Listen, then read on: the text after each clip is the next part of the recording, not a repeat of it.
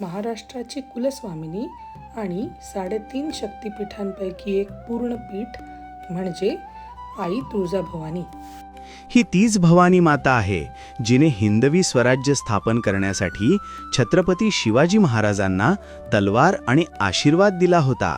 हो ना, हीच महाराजांना स्वराज्य स्थापनेची प्रेरणा देणारी देवी आहे. येथे या मुख्य द्वाराला सरदार निंबाळकर यांचे नाव देण्यात आलेले.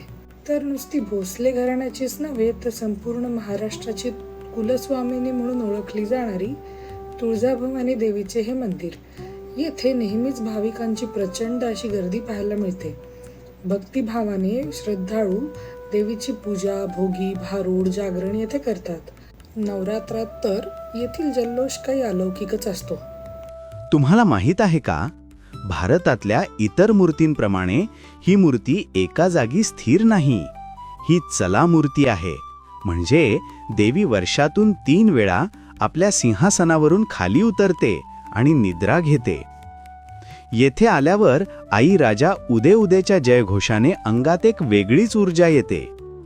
कवड्यांच्या माळा आणि संबळाचा नाद, हे वातावरण शब्दात सांगता येत नाही, ते अनुभवावंच लागतं.